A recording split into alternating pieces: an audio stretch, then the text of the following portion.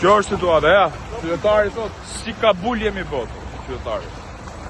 Ju përshëndes gjithve nga fshati Gramës, njësi administrative Thuman, Bashkia Kruj.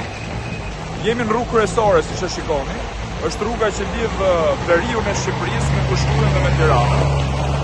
Kjo është pamja që vjen pas shpinës time. Ndërkohë po të themi nga ana tjetër, shikojmë se në çfarë gjendje mbetet rruga.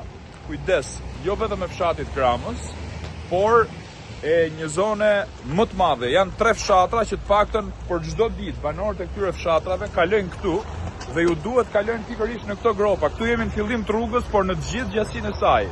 Rruga është e tillë. Bëhet fjalë për fshatin Gramës, Suk Vendas dhe Bregu Lumit. Jo vetëm kaq, janë të gjithë makinat që zgjedhin të devijojnë pikërisht rrugën autostradën Thuman Kashar që dalin dhe nuk duan shkojnë drejtim Trinasit apo Tiranës, apo duan shmangin pagesën, dalin pikërisht në këtë lloj rrugë. Shikojmë.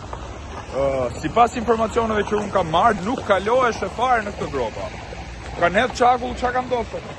Çakulli i ka mbyll fillimisht gropat, por mbrëm kanë pas reshet të dendura shiu dhe ja ku është pamja. Dhe pyetja ime në këtë rast është, a janë barabartë qytetarët e Gramzës, qytetarë tjerë të Republikës së Shqipërisë? Ka rreth 1 vit që gjendja e rrugës është kështu. Çakulli është hedhur pikërisht 1 ditë para se ne të organizojmë protestën. E gjithë infrastruktura në Bashkinë e Krujës është në këtë lloj derexheje. Pra shikojmë se bëhet fjalë për 3000 banor parimisht, por shiko sa është vargu makinave këtu.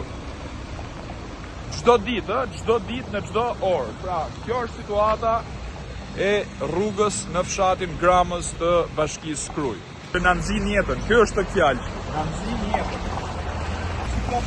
Kjo është situata, ja. Qytetari thot, si ka bul jemi botë, qytetari.